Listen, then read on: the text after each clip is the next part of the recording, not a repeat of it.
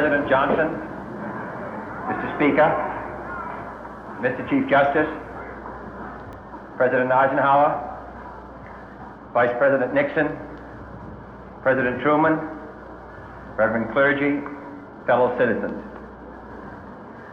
We observe today not a victory of party, but a celebration of freedom, symbolizing an end as well as a beginning, signifying renewal as well as change. For I have sworn before you and Almighty God the same solemn oath our forebears prescribed nearly a century and 3/4 ago. The world is very different now, for man holds in his mortal hands the power to abolish all forms of human poverty and all forms of human life. And yet the same revolutionary beliefs for which our forebears fought are still at issue around the globe. The belief that the rights of man come not from the generosity of the state, but from the hand of God. We dare not forget today that we are the heirs of that first revolution. Let the word go forth from this time and place to friend and foe alike that the torch has been passed to a new generation of Americans born in this century, tempered by war, disciplined by a hard and bitter peace, proud of our ancient heritage, and unwilling to witness or permit the slow undoing of those human rights to which this nation has always been committed and to which we are committed today at home and around the world.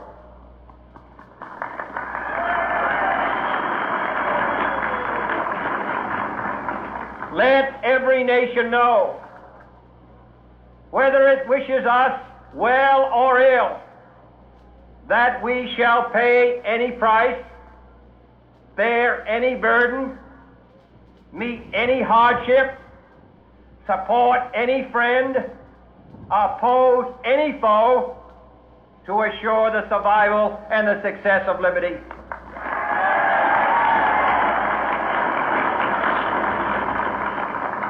This much we pledge and more. To those old allies whose cultural and spiritual origins we share, we pledge the loyalty of faithful friends. United, there is little we cannot do in a host of cooperative ventures. Divided, there is little we can do, for we dare not meet a powerful challenge at odds and split asunder. To those new states whom we welcome to the ranks of the free, we pledge our word that one form of colonial control shall not have passed away merely to be replaced by a far more iron tyranny.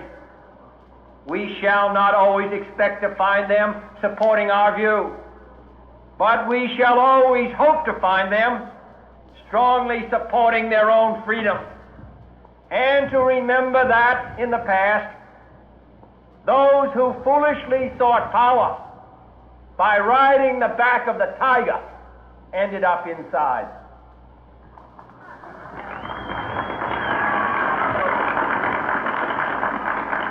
To those people in the huts and villages of half the globe struggling to break the bonds of mass misery, we pledge our best efforts to help them help themselves for whatever period is required, not because the communists may be doing it, not because we seek their votes, but because it is right.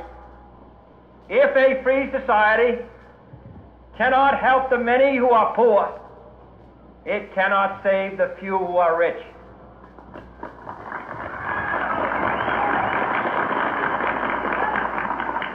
To our sister republics south of our border, we offer a special pledge to convert our good words into good deeds, in a new alliance for progress, to assist free men and free governments in casting off the chains of poverty. But this peaceful revolution of hope cannot become the prey of hostile powers. Let all our neighbors know that we shall join with them to oppose aggression or subversion anywhere in the Americas. And let every other power know that this hemisphere intends to remain the master of its own house.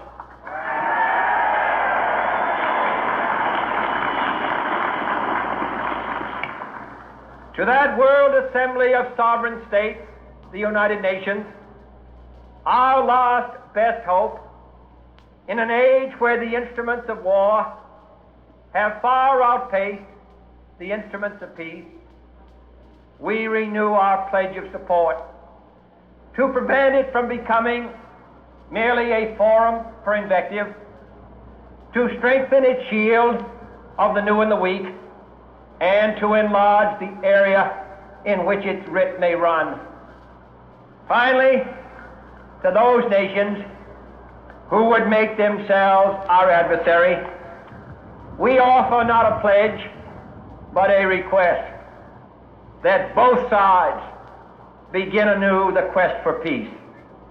Before the dark powers of destruction, unleashed by science, engulf all humanity in planned or accidental self-destruction, we dare not tempt them with weakness, for only when our arms are sufficient beyond doubt can we be certain beyond doubt that they will never be employed.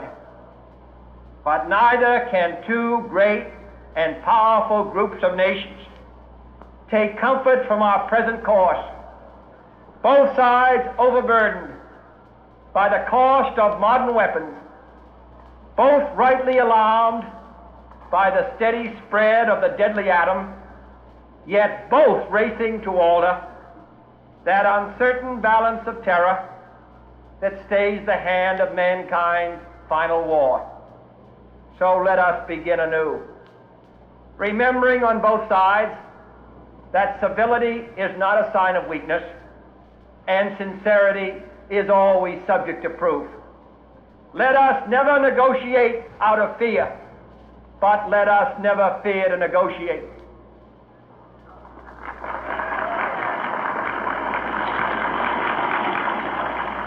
Let both sides explore what problems unite us, instead of belaboring those problems which divide us. Let both sides, for the first time, formulate serious and precise proposals for the inspection and control of arms, and bring the absolute power to destroy other nations under the absolute control of all nations.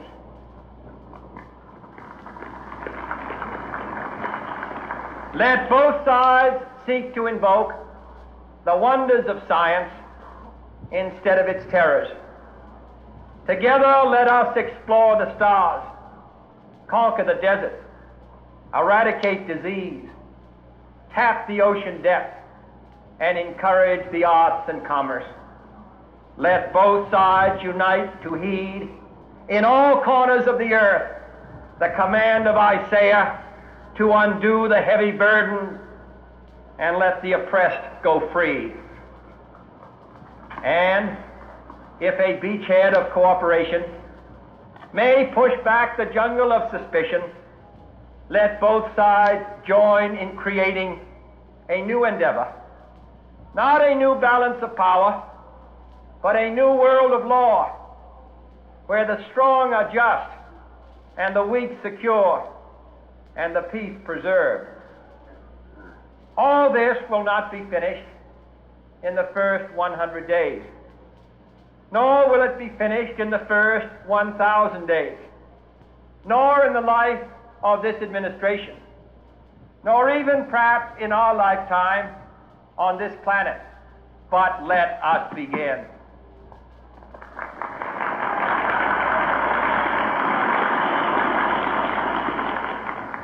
In your hands, my fellow citizens, more than mine, will rest the final success or failure of our course. Since this country was founded, each generation of Americans has been summoned to give testimony to its national loyalty. The graves of young Americans who answered the call to service surround the globe. Now the trumpet summons us again, not as a call to bear arms, though arms we need, not as a call to battle, though in battle we are, but a call to bear the burden of a long twilight struggle, year in and year out, rejoicing in hope, patient in tribulation, a struggle against the common enemies of man, tyranny, poverty, disease, and war itself. Can we forge against these enemies a grand and global alliance, north and south, east and west, that can assure a more fruitful life for all mankind? Will you join in that historic effort?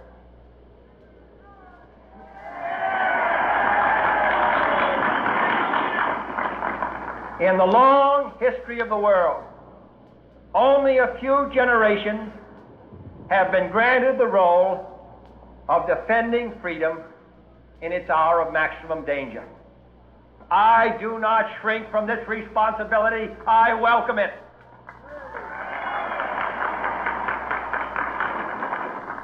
I do not believe that any of us would exchange places with any other people or any other generation. The energy, the faith, the devotion which we bring to this endeavor will light our country and all who serve it. And the glow from that fire can truly light the world. And so, my fellow Americans, ask not what your country can do for you, ask what you can do for your country.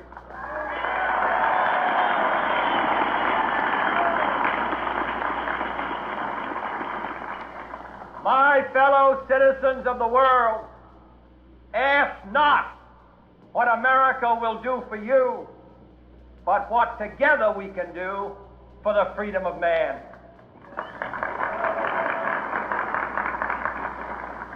Finally, whether you are citizens of America or citizens of the world, ask of us here the same high standards of strength and sacrifice which we ask of you.